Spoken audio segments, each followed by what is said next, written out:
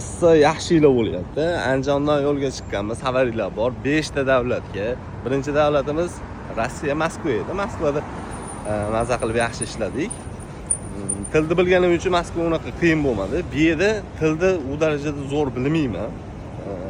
Bu yerda odamlar tushunadi lekin, ancha-muncha gaplarni. Вот etadan endi qutulib this is degan so'zlarga yetib keldik akalar. Shunaqa gaplar. Xudo xolasa Dubayda nimalarni qoyil qila olamiz, nima ishlar qila olamiz, kuzatib borsanglar. Shu YouTube kanalimga polniy qo'yib boraman.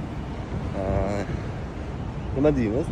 Tilni bilish kerak ekan hamma davlatda. Tilni bilmasdan hech narsani qilib bo'lmaydi. Bu 100% aniq, hammaga ayon. Bilaman.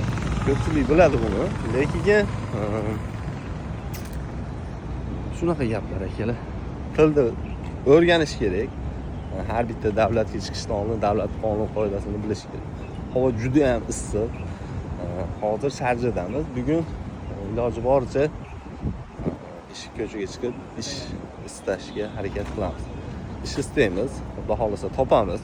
Qo'limizda hunar bor. Hunar hech qachon xor qilib qo'ymaydi. Buni ko'pchilik isbotlagan, biz ham qisman qo'limizdan kelganicha shu video qilib qo'yamiz. Qo'llab-quvvatlaysizlar degan umiddaman. Shunaqa gaplar. Yurak, qadan aka yurak deysizlar u. Yurak qo'rqmay ketaverasiz. Akalar oddiy holat. Qo'lda hunar bo'lgandan keyin, ota-ona, aka-uka zo'r paddeshka bo'lgandan keyin Xudo xolasa uddalaymiz hammasini. Joninglar sog' bo'lsin. Hammalarga rahmat. Biz shu qanaqadir ko'chalarda yuribmiz. Telefonimda internet ham yo'q hozir. Bilmayman. Tilni ham u darajada bilmayman, lekin tushuntira olaman. Oldin ishlaganim uchun bu yerda qaysidir ma'noda tushuntira olaman. Joninglar sog' bo'lsin.